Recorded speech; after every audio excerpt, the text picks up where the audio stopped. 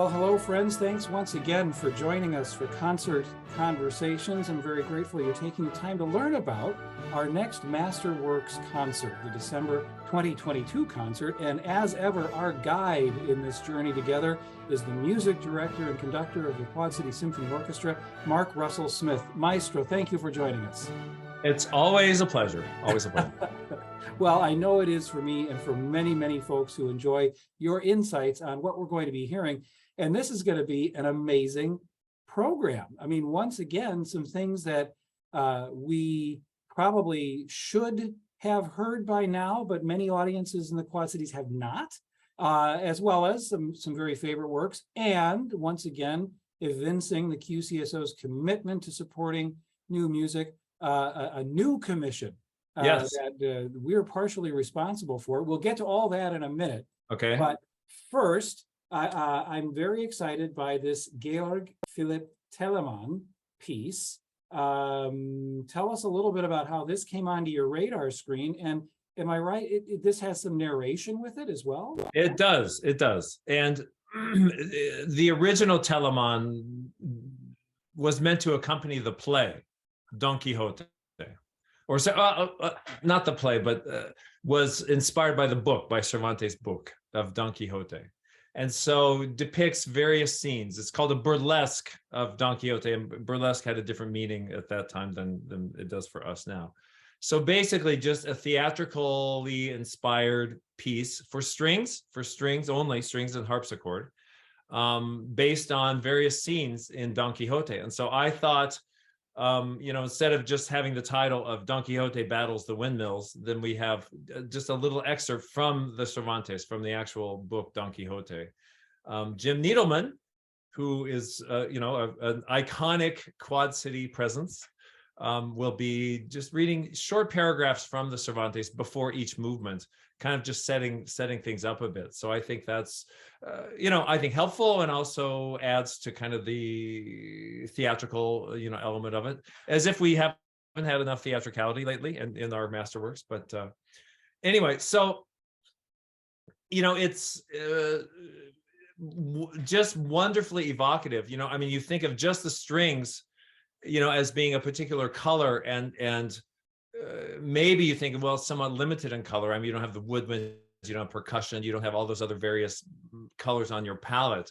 But what Telemann does with articulations and with bow strokes and with musical gestures is just very lively and very theatrical and super evocative. And so it's, it's Baroque music, and therefore requires a idiosyncratic or unique stylistic approach. The way, I'll be sitting at the harpsichord playing, and the players will be standing probably, and just the way we approach this music is a little bit different, just as we approach Mozart differently than we approach Ginastera, than we approach whatever in the repertoire. And so getting to play Baroque music is something we don't always do, and we really enjoy it. And I think our players are very stylistically flexible. And so it's just a wonderful opportunity to take us in a direction of the repertoire that we don't have all the rest of the year, basically. And again, that's part of the point, as I talked about to our audiences in Masterworks II, every concert is just a different experience, a different entity in and of itself, and then different in how it fits in the 6-concert cycle. And so that's, again, very intentional. And this is yet another manifestation of that. Well, you made reference to the theatricality that's been part of the season to date. And those of you who didn't get a chance to see the November concerts, my question is, has Principal bassoonist Benjamin Coelho come back on that Harley? Because I assume he just rode off after the Sunday concert. Yes, for sure. We'll find out. Hopefully. There are a lot of big bassoon passages in this concert, so we're hoping so. Well, and I really do hope audiences come and check it out, not only because Telemann is an extraordinary composer, and we just don't get many chances to hear him, but also it's a very different look and feel, and I want to stress that, feel, to see a concert like this where the conductor is conducting from an instrument that is required for the continuity of the piece. what challenges does that give you? Because you are a wonderfully, but not overly demonstrative conductor. You're going to be doing it mostly with your eyes, right? I mean, Right. And, this absolutely is chamber music. And so, I mean, everybody, especially when the players are standing, the ability to communicate like across the harpsichord. I mean, I'm less of a conductor / leader than I am one of the fellow musicians, like one of the chamber musicians. And so the way that, I mean, the continuo, as you mentioned, is, the cello and the bass is the bottom line, just like in jazz, where you have like the piano and the bass that kind of keeps everything rides on. That's exactly how Baroque music is constructed as well. And so we have the bass and the cello and the harpsichord providing that fundamental bed upon which everything else is based.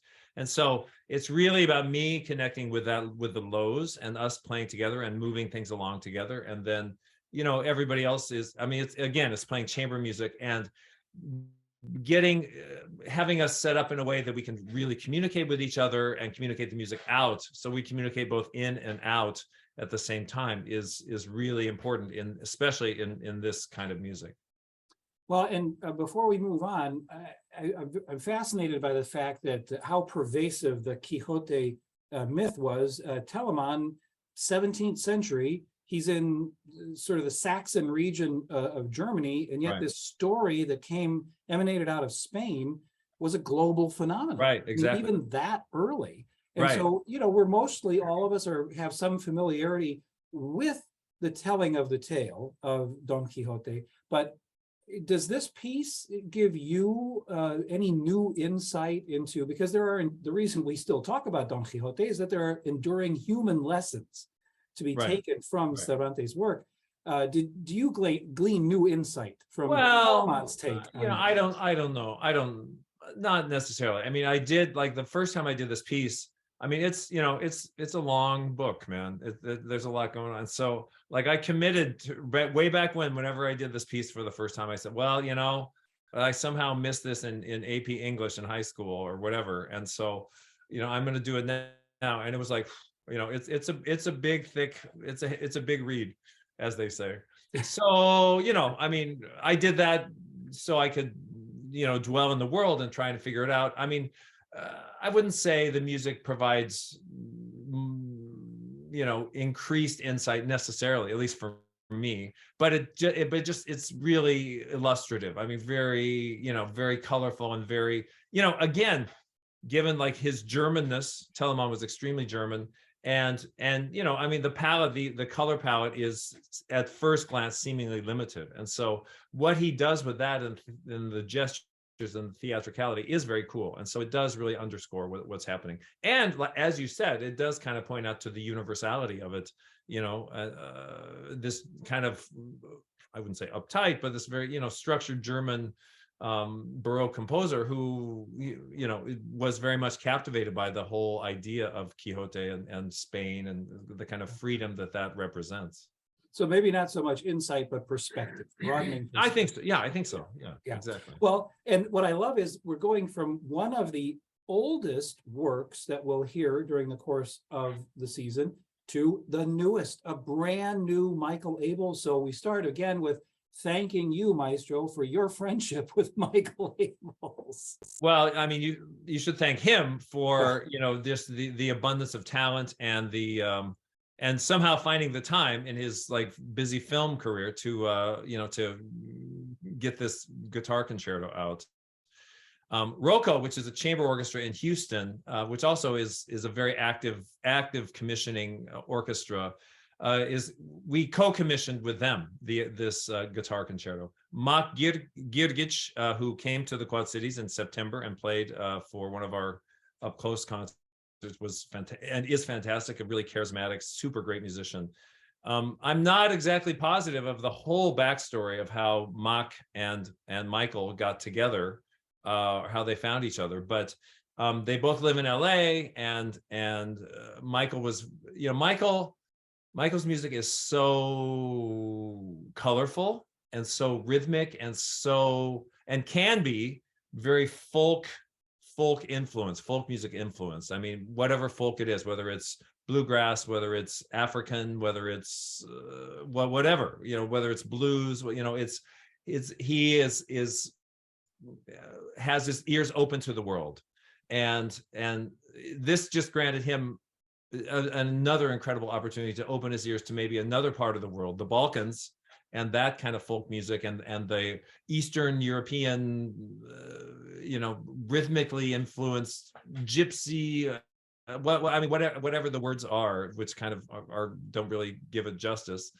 It kind of opened his ears and his imagination to that influence, which of course was wonderful.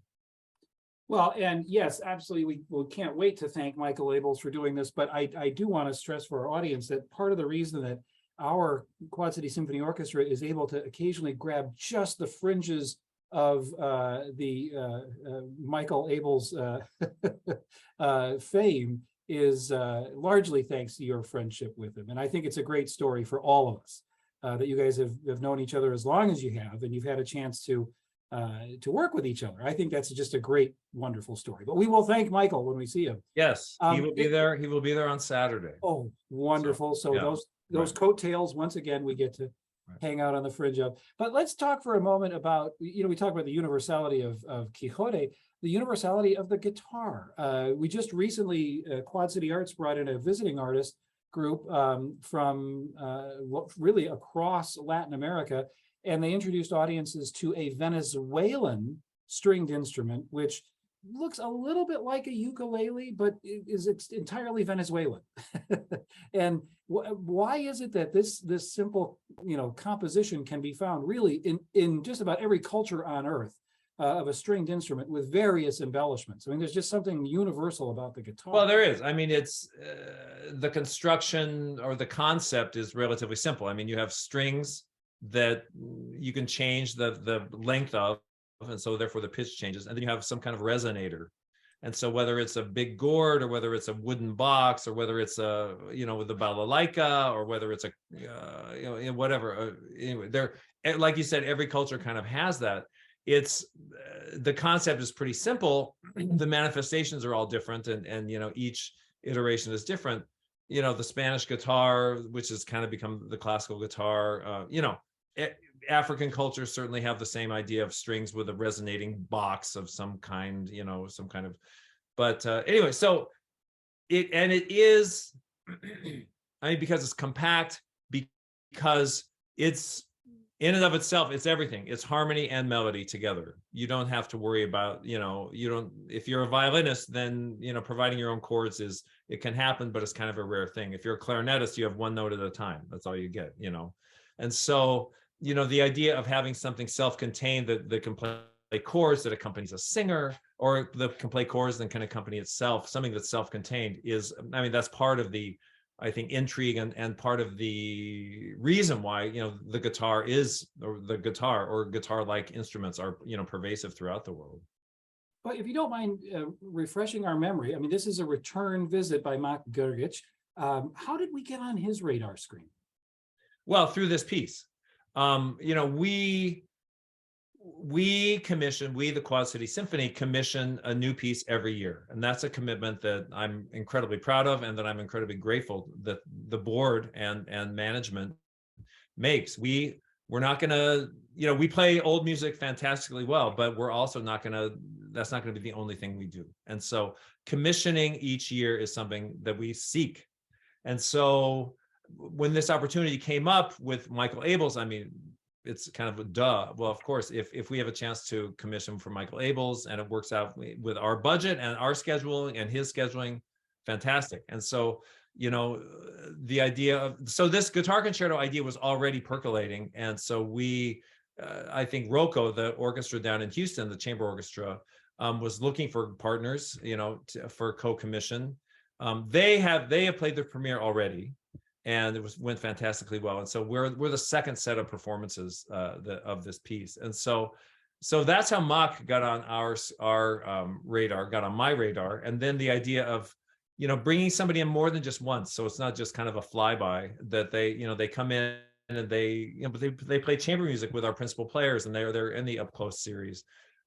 They get to know our audience gets to know them. And then they come back and as an advocate for this new piece, they're already kind of a known commodity for everybody. And that's, that's an important thing.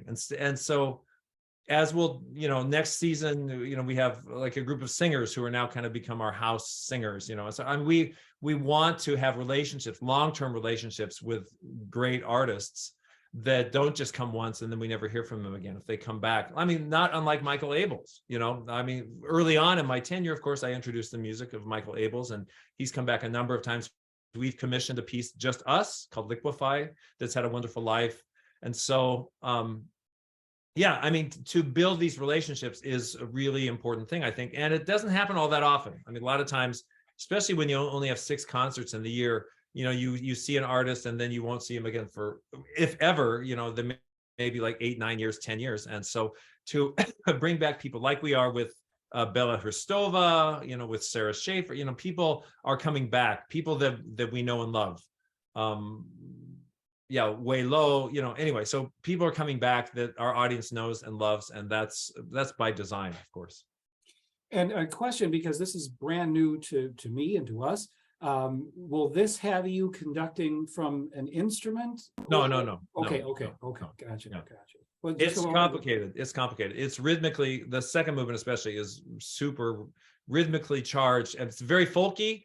And as if you went to the up close concert with Mach, you saw all these kind of Balkan rhythms where it's 2 + 3 + 2, and a very, very jazzy, very irregular, but very cool. And you have a swing in 11, or whatever. And so you establish this incredible swing and pulse. But I dare say, it needs a conductor.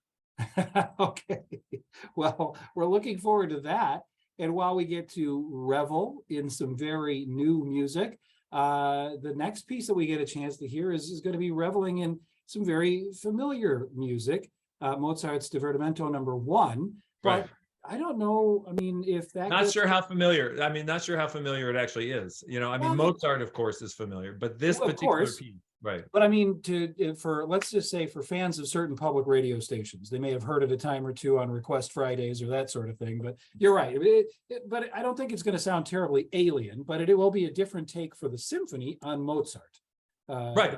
Yeah, right. I mean, it's small, again, small on purpose. This entire concert is for kind of expanded chamber orchestra. And the guitar concerto, I mean, for a lot of reasons, was written for those forces, because one of the commissioning orchestras is a chamber orchestra. But really, most importantly, the guitar, balancing a guitar with with an orchestra period, is like a tremendous challenge. I mean, just the acoustics of it. The guitar has to be amplified somewhat, but still the orchestra has to be really delicate, and we, as the accompanists, have to be super, super delicate, or it's like you can obliterate a guitar like that. I mean, just the acoustics of the softness of the instrument compared with just even one violin or one cello or one bass. It's, there's just no comparison. So the idea of, okay, we're kind of dwelling in the chamber orchestra realm, and so who do we want to feature? What hasn't been played in a long time? I mean, what fits well with everything? What's going to end the program, which is the Ginastera. Right. And so, like, having a Mozart, having a little, I mean, without being patronizing, a little ditty, it's more than a little ditty. I mean, it's a divertimento, which is by design a ditty, but some for small forces, just 2 clarinets and 2 oboes. And so, again, absolutely chamber music, and so, yes, I'll be standing up conducting, but really I'm just I'm one of the musicians also, just we're really listening to each other, featuring, our 4 wonderful players, and 2 clarinets and 2 horns, and then our string section. And so, again, it's a very different style. I love the way this orchestra plays Mozart. We've done the Prague Symphony lately, and that was a wonderful performance.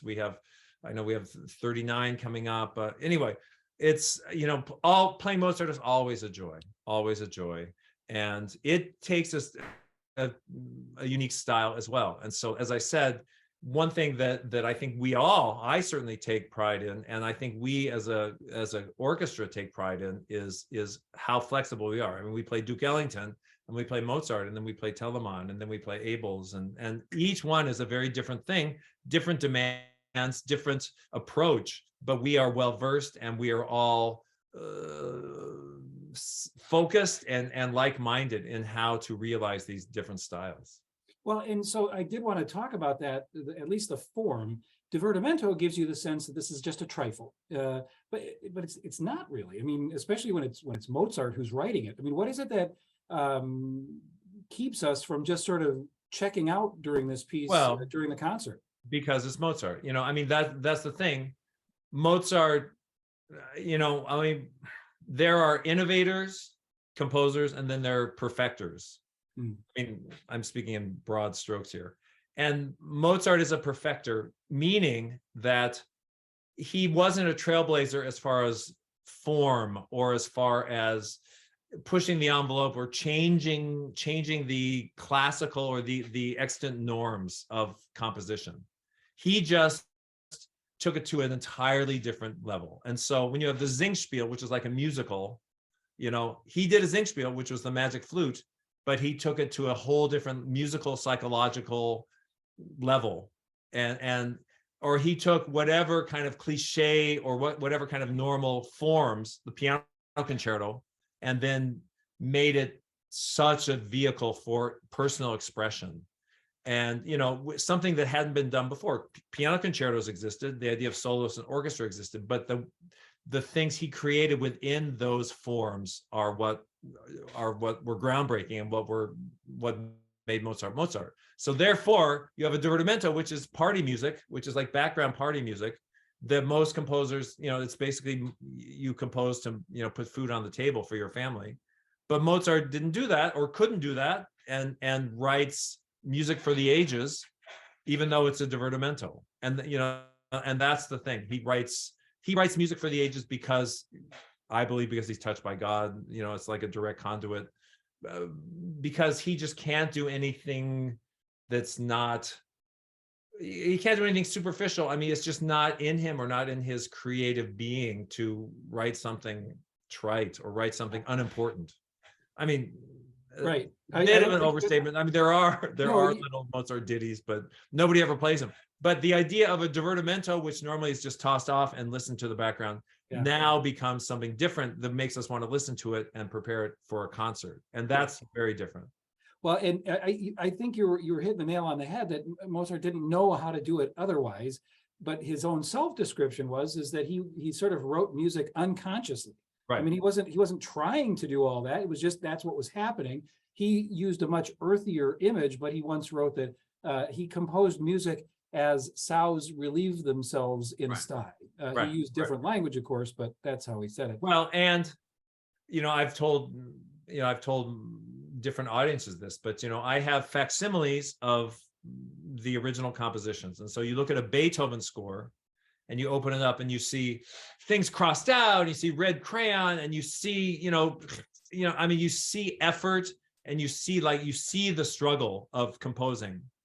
And in Mozart, you open up the score, and I mean, there are no mistakes.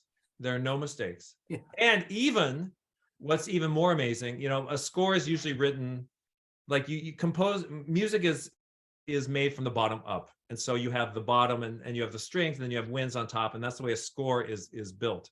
And so most composers, maybe they write 8 bars at a time, and they have the bass line, then they have the harmony, and then they put stuff in. Mozart, and we can tell this by the way the pen works and the way all the paper, I mean, they've analyzed kind of scientifically how this all works. Basically, Mozart wrote the flute part, which is the top of the score, like from beginning to end. And then he wrote the oboe part from beginning to end. And then he wrote the clarinet part. And then, basically, he's just taking dictation from his head or from somewhere, that it's not, he doesn't have to worry about thinking horizontally like every other person in the world, because it's all just already there. And so he's just like trying to get it down as fast as he can. And so he writes the parts from beginning to end, which is like, if you just take the flute part of a symphony, I mean, it has something to do with everything, but in perspective of everything else, it's like, anyway, it's just, I mean, that's just like mind blowing. I mean, you're taking dictation of something that's already written. Right. And, I mean, it's genius, has rarely walked the face of the earth. He's one of those 3 or 4, Da Vinci, and, I don't know who else, but, one of those few geniuses that have walked the face of the earth that we're lucky that we can still, live I with. can speak from experience that the nice thing is for someone like me who has such a tiny amount of the understanding of someone like you, I can still appreciate that genius when I'm in the concert hall. It's just, Right. you know, amazing. Well, I want to get to Ginastera before our time is done, but we're going to be hearing the Variaciones Concertantes by Alberto Ginastera. Right. And tell us why you wanted this to wrap things up for this amazing concert. Well, first, there's always controversy on how to pronounce his name. And he himself preferred the Italian pronunciation, which is Ginastera. And so many in the musical world say Ginastera. That's how I feel. But I know for a fact, Ginastera said Ginastera. So that's how we're saying it. Thank you for People can say it. solving People that can for say me. it however they want. No, I appreciate it. Anyway, but look, I'm in the minority here. Everybody thinks I'm just a Luddite, you know, a plebe by saying Ginastera, but I have inside scoop. Anyway, so 20th century chamber orchestra, South American. I mean, something that is so diverse, so divergent from any of the other pieces in our whole season, something that features the great solo playing of our principals. I mean, the idea of this Variaciones Concertantes is featuring prominent solos of each of the first chairs, basically. And so this variation, this theme is passed around. This starts in the cello, then we go, I even can't remember all the order, then to flute, and then clarinet, and then violin. Anyway, we go through the orchestra, not in order, not in score order, but we go through the orchestra with major solos based on this theme. And so it's a theme and variations. And so it has incredible lyricism, it has virtuosity, it has great rhythmic verve. I mean, the rhythmic movements, the finale is just full of Latin rhythm, and so super colorful. I think I don't know if we played it here. We'll have to rely on Dr. Banks when we see the notes. Yeah, exactly. But it's a wonderfully colorful piece, and again, this whole program is for a little bit smaller forces, and so to have kind of a big bone, dramatic, rhythmically charged piece with smaller forces, I mean, there aren't lots of those pieces out there, and so I wanted to end with a bang, and this definitely does, and end with just it's a wonderfully warm human piece, and that's the way Ginastera's music is. I mean, beautiful melodies, driving rhythms, great colors. I mean, amazing colors that he creates, and so I love this piece, and it's again something very different from everything else on the program, and also very different from everything else in the season. That's for sure. Wow. This is going to be a program not to be missed. I couldn't think that there's a program on this entire season that you could allow yourself to miss. There never is a program that never can be missed. I mean, that's the point. That's the point. But I just want to thank you for bringing us so many opportunities. As I said, it's not that often you get to hear in a space like the concert hall, that's the symphony-sized concert hall, to hear Telemann, to hear the Mozart Divertimento, and we get to hear Michael Abels again, which is a great treat. I mean, I think he's got a fan base here that just can't wait to hear what he's going to do next. And I think that's a great thing for all of us. But before we wrap things up, Maestro, any other thing you'd like to share with us as we prepare for the December Masterworks? No. Well, first of all, they're both in the Adler. So that's something to remember. Saturday and Sunday will be in the Adler, due to all sorts of venue availabilities and Christmas shows and all sorts of stuff. So due to the busy artistic activity in the Quad Cities. So that's something important to remember. And we're just looking forward to it. And it's a chance, we have this we have an up close series, which is chamber music, but this is kind of like your up close orchestral concert. It's again, smaller forces, but smaller forces that pack a big bang. And so, I mean, what's nice is that all the pieces are like that. And so the ear, even though the Adler's a big space, the ear adjusts. And so it's not there's nothing that seems small about this program. I mean, it's a big boned program just for we don't just for a little bit smaller forces. And so it's a different look at the QCSO and an up close look at our star principal players and the great virtuosity of the whole orchestra. So I'm looking forward to it. Well, as are we all. And I want to also be sure that we thank Chris Connolly and Wells Fargo Advisors for generous support of this series, which We started this during COVID times, but the symphony heard from our patrons and they said, keep it going. So I'm grateful to you, Maestro, that you're allowing us to keep it going. Here we are. Here's the inside of my office. So for better or for worse, so. Well, you'll notice that I never let anybody see the inside of my office. So. Well, sir, I'm not showing the floor. much. I'm not showing the floor where scores pile up, but that's someday we'll get a look at that, I think. So I thanks again very much. You're so generous with your time, and it accrues so much to the benefit of us all. So on behalf of all fans of the Quad City Symphony Orchestra, Maestro, thank you very much. Thank you. I'll see you very soon.